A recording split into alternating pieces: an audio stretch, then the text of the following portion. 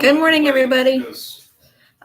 Welcome to Friday's office hours. We're going to be talking about what we've learned this week, but then we're also going to talk about what's happening in future weeks and I guess you could say the grading guidelines and things like that. So you see that the chat box is live because it turns out the whole like making things for kids, I was defining,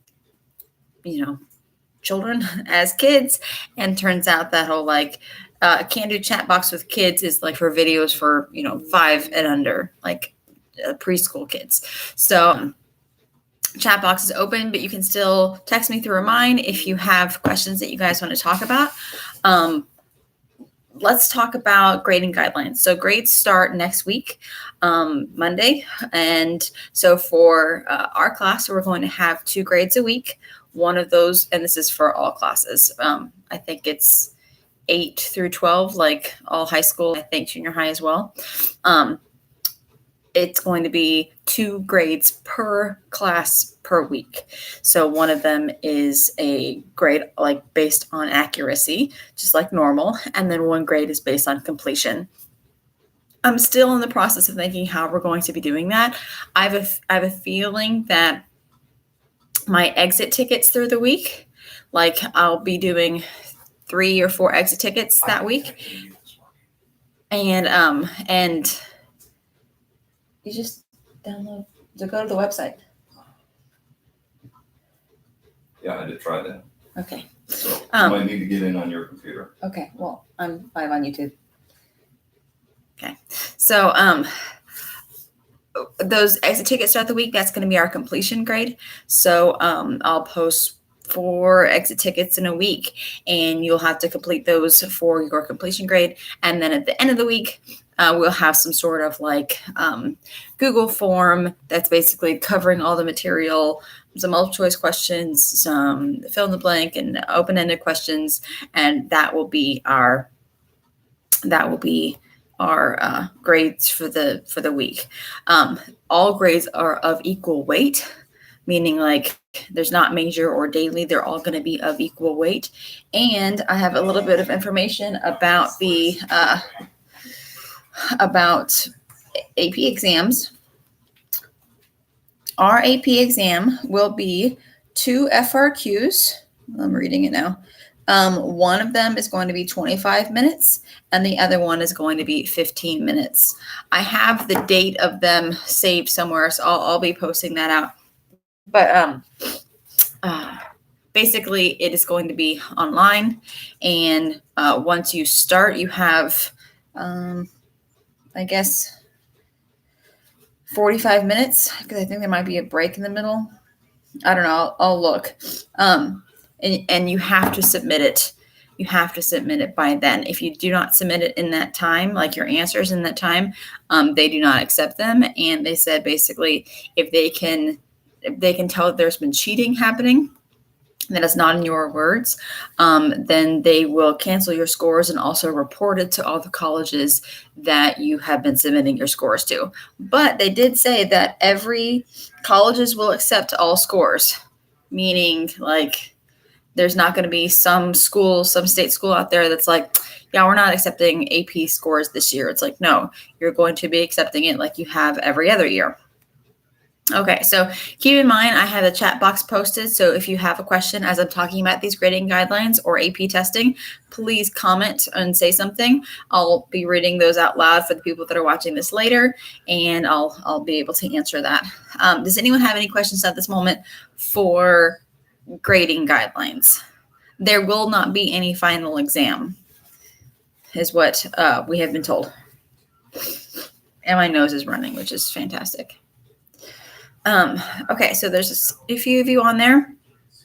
Let's talk about what we've been doing this week. We have been doing this, like, of course, I have a stack of papers right here, and they're all sorts of discombobulated. This week we did a little flow chart with memory, and it looks something like, where did I put it? It was like right on front, and then I was like, well, we have already done this, so I can put it like somewhere else. Seriously, did I get rid of it?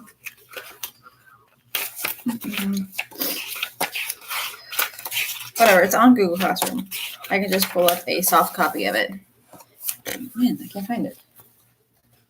Cool. So,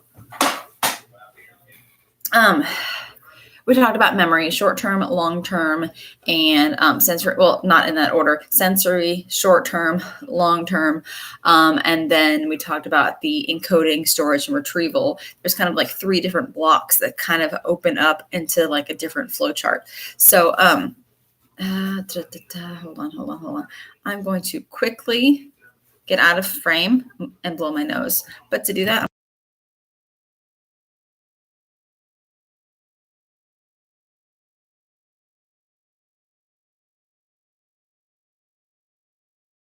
I'm back. Okay.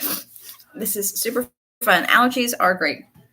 So I have been looking to see that you guys are turning in your, was it yesterday that you guys had to fill out your long-term memory examples of like episodic and semantic and like procedural memory versus conditioning effects. So a lot of you guys turned in the assignment, like you press the turn in button, and I opened up the assignment that you turned in and it's blank. And I think what you did is maybe you made a copy of it for yourself, but then you didn't, and you wrote on that as opposed to the original one. And then you didn't you didn't attach it to your work. So make sure that like when you turn something in, just click on it really quick just to make sure that is the document that you want to turn in, because you can always like resubmit and submit more things. So that being said, does anyone have any questions about grading guidelines or the AP test before I move on? All you got to do is type it into the live chat, or you can text me through Remind. I'm going to give you about 1 minute to ask any questions that you guys might have. I've got a cappuccino. It's very, very good.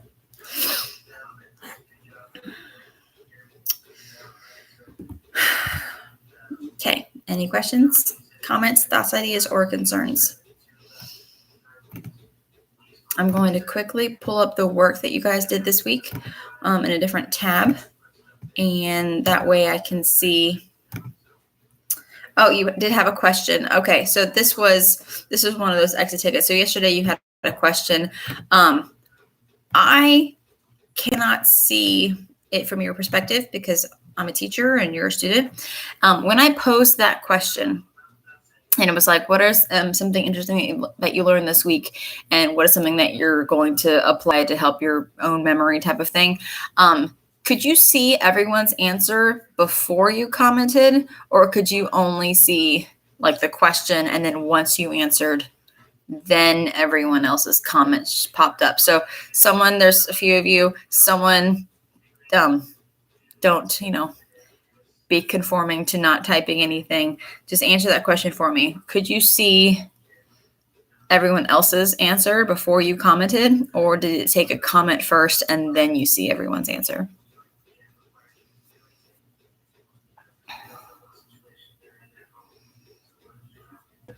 Hopefully someone is typing.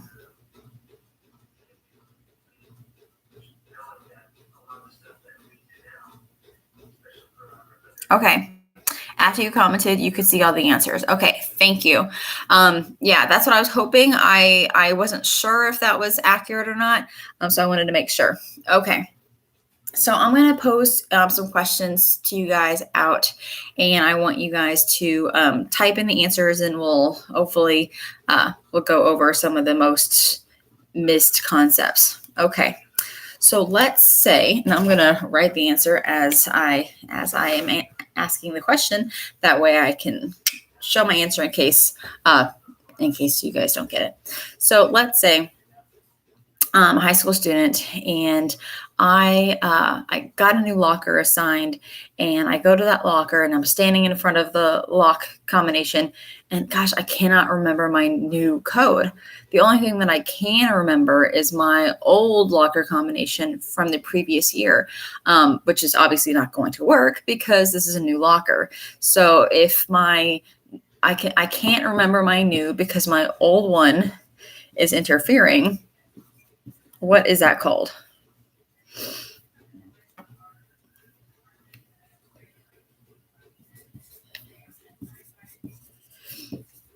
I can't remember my new combination. Ooh, it says old memory interference, but that's not the term. Do you remember what the term is? Yes, the old is interfering, but what did that O go with? Yay, Krista, good job. Proactive interference, because it was the PO and the old is interfering with access to the new, like the old is getting in the way and I can't remember the new. So that's a good answer. Good answer. Okay. So new question, switching the gears up a little bit. I need to memorize, I don't know. I have to memorize all of these page numbers. So the teacher assigned page numbers and assigned like 15 different page numbers randomly spread out throughout the textbook. And I got to read all these page numbers. I'm never going to be able to memorize it. So what I'm going to do is I'm going to put them in, like, forget all these separate page numbers. I'm going to make it like it's a phone number. And I'm going to memorize it like it's a phone number. I'm going to put it into manageable groups of numbers. And that way I will remember it better. What is that called? Good job, Pink Void. Chunking is correct. Chunking is putting it into small, manageable units. Okay. What about this? This is the type of sensory memory that is auditory. It stays in my head for about 2 seconds, give or take, and it is a type of sensory memory that if someone says something and I'm not paying attention, my brain will hold on to it for about 2 seconds, and then I'm going to toss it away. Then I'm going to forget. What is that type of sensory memory called? Echoic. Good job, guys. Good job. Echoic memory is correct. That's different than iconic because iconic is visual. Okay, well, what about this? This is a type of long-term memory that happened to me. Like, I know last night I watched a TV show. I watched Netflix with my husband, and then Matthew came out of his bed a whole bunch of times because he was all like, I have this weird thought in my head and I don't like the stuffed animal anymore. Episodic is correct. Okay. So here, I'll look at Krista's answer. Krista says episodic, and then Regina says explicit versus declarative. Both of those are correct because, like, the big title of like memories that I can talk about is explicit or declarative memories, like Regina says. More specifically, though, because it happened to me, then it's episodic.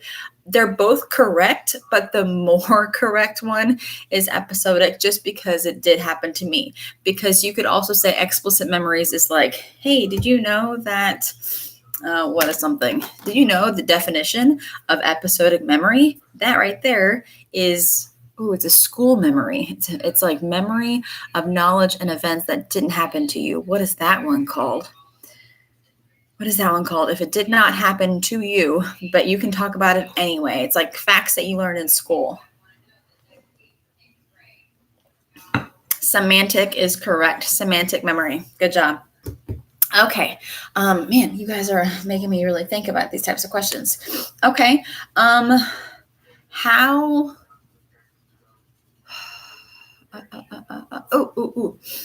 I bumped my head today. I hit my head, and unfortunately, I forget what happened to me in the past.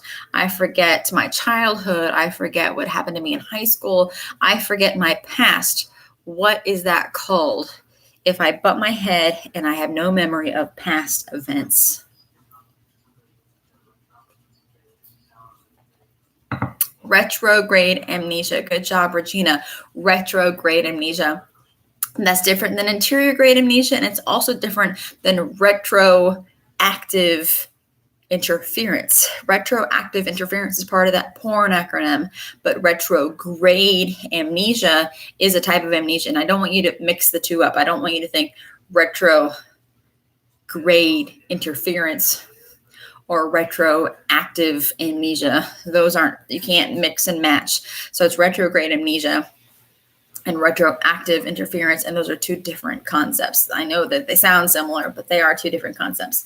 Okay, what about I want you guys to give me an example in the chat box of different types of, what's it called? Crap. I see the word, I can't say it out loud.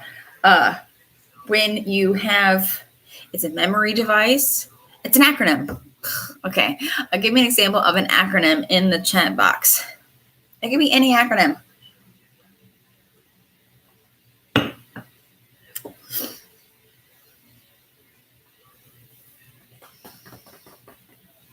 Ocean. Good job, Regina. What else we got there? There's a whole bunch. Yes, porn. WAP. Yes, World History AP. We need to get one for AP Psych, but I guess Psych already has like a thing. Sluts. The sinking of a boat and something, and maybe a letter. I don't know. That's good. I don't. PEMDAS. Yes. Parentheses, exponent. What is it? Multiply, divide, addition, subtraction. Order of operations. Okay. Good job, everybody. Okay. Give me for memory. Let me think. Did I get rid? I don't think I would have tossed the flow chart that I made. My own hard copy, but I was trying to clean up yesterday and I got a little throwaway happy. But I'm trying to think. Oh, give me an example of effortful encoding. Effortful encoding. An example of effortful encoding.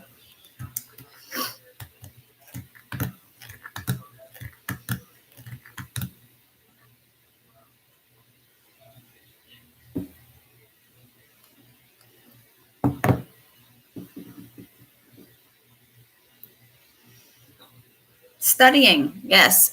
When you're trying to actively get it into your brain. Studying with flashcards, that's even more specific. You are actively, I'm going to memorize these definitions, which I have no idea how y'all's FRQ is going to go, because usually for AP Psych, it's like a prompt of I don't know, Regina is going to the store and she buys cereal or something. I don't know. And then it's how do these AP psychology terms affect her buying cereal at the grocery store? And then it lists 5 or 7 AP psych terms. And all you have to do is define each of those terms and then apply it to Regina buying groceries or cereal. I don't know how that's going to work if it's open note, because you can literally just look up the definition, and if you have the definition, how hard would it be to apply it to Regina buying cereal? So I have no idea how y'all's tests are going to go. No idea, not a clue. So I know that fills you with joy and doesn't freak you out at all that I can't have any idea about how that's going to work. But maybe it'll just be that simple, and maybe you guys will all get 5s. Who knows? So another memory example. Give me tell me how long iconic memory lasts. Iconic memory. Oh, they're doing it right now. Yes. Say hello. Why do you look so crazy? Who knows? Half a second. Good job, Pink Void and Krista. Half a second is correct. It is really, really quick that your brain is capturing all this visual information around you. And if you're not paying attention, then it's just going to toss that. Write down what it means to have mood congruent memory. What does that mean? Mood congruent memory.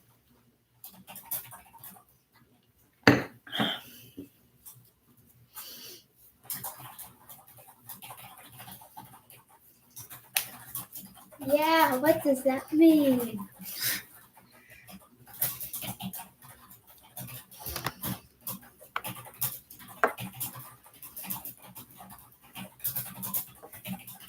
Oh gosh. Mood congruent memory. Okay, it says the memories you obtain is similar to your current mood. I would say that it's easier to remember things being in the same mood that you were in. So mood and the mood that you were in is a method to help you remember if you get into that mood. So Krista says you're more likely to remember a mood when you're in the same mood that you were in when you made the original memory. Good job. Remember things better when you're in the same mood or when you made the first memory. So when you're angry, you're more likely to remember events that you were angry in. Same thing with sad or happy or whatever. What about the method of Loci? How can you guys use the method of Loci? Or I don't know if it's loci or loci or Loki. What? Someone says, I got it, ma'am. Thank you. No problem. Method of, I've only heard myself saying this word. I don't know if it's loci or loci or locky or something. How can you use that method to help you remember things? And this might take a while for you guys to type, but how can you use a method of loci to help you remember things? Yeah, Krista, good job. You used my example. You remember words or definitions. I put them on the board in the same spot in class. So it's all about location. One tries to picture themselves in a specific location. Okay, the key word here is location. So if you basically use anything as like, I use the location of something to help me trigger a memory. Sitting in your own desk. That could also be state-dependent memory, depending on, I feel, good job, bud. Are you all done? Yeah. Nice. I would say, I don't know. I don't know if they would ever test those two terms against each other, but here's the thing. The AP test is not multiple choice. So they won't test two things against each other because it's going to be FRQ. And they would not have two. They probably would have because of like how much information they have to fill on this 2-question test, basically 2 FRQ tests. They're probably not going to use 2 memory terms in the same FRQ. They're going to grab a term from every single unit that is tested. So they're not going to grab method of Loci and state-dependent memory because that's just, you've already tested over memory, pick a different bullet point. So, but those are so very, very similar. I feel like state-dependent memory is like the state of being that you are in versus method of Loci is the location of what you're trying to remember is in. I feel like that's the difference, but it could also be your location as well. So are there any comments, questions, thoughts, ideas, or concerns? I feel like I've asked you guys a lot of different questions about memory. We still have thinking that we're going to start on Monday.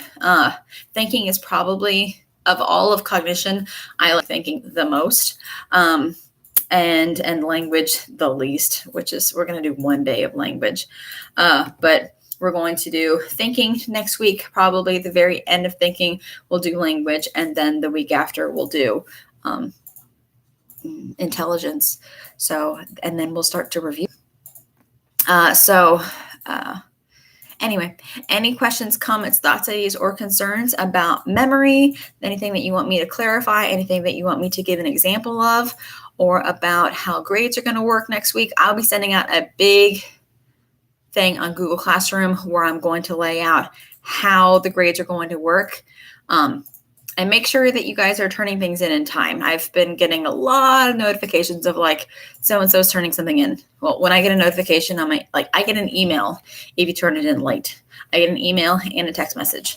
So when you're like, a few minutes late or something, or even a day or two, I know that you're doing that. So it's not like I get lots of notifications when you guys turn things in late. So, Any questions, comments, thoughts? Are we getting a lecture today? No, because memory is over, and on Fridays is just going to be office hours. So we're doing lecture from Monday to Thursday, and then office hour on just office hours on Friday.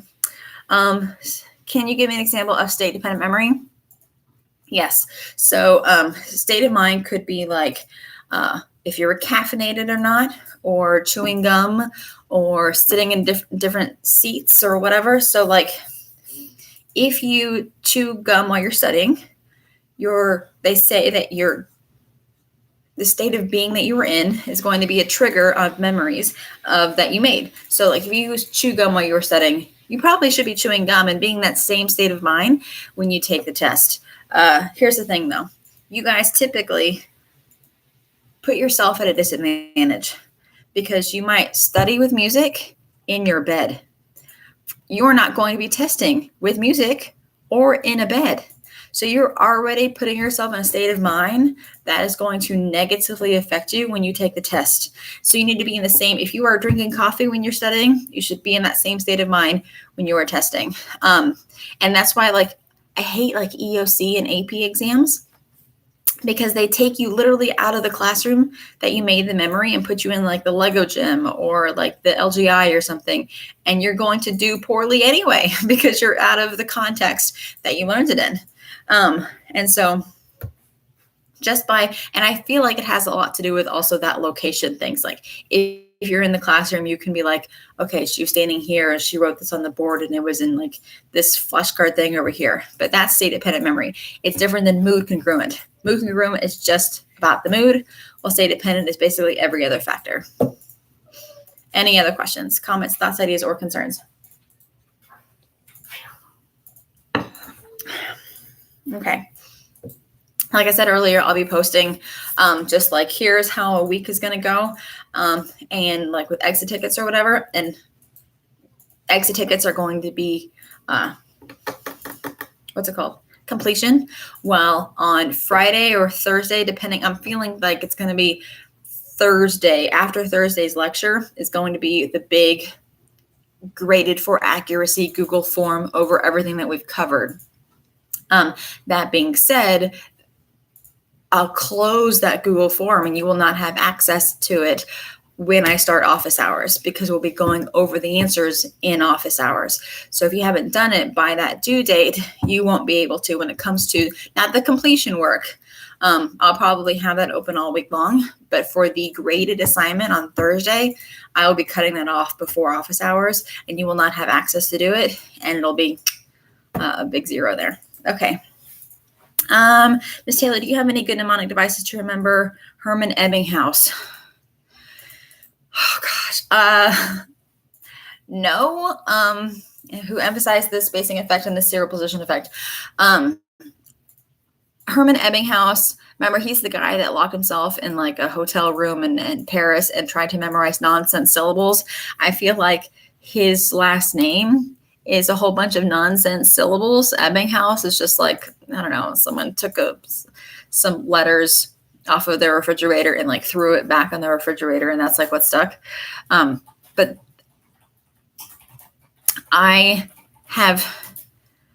do you have any mnemonic devices or ways to remember Hermann Ebbinghaus? Okay. Ebbinghaus, more like Ebbing, hotel room, because that's where he was when he tried to memorize all of his nonsense syllables. Does that help? I don't know.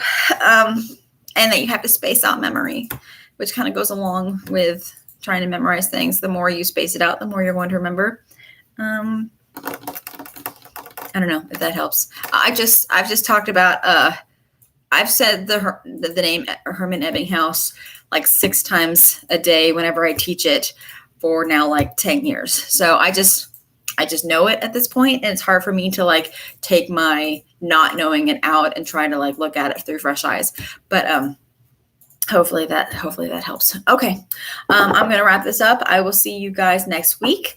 Enjoy your weekend, and don't forget to to remember to turn things in on time next week and to mark things as done whenever you are completed with it. And that's all I got to say. If you guys still have questions, you can hit me up on our mind, and I'll talk to you guys later. Have a good day. Bye.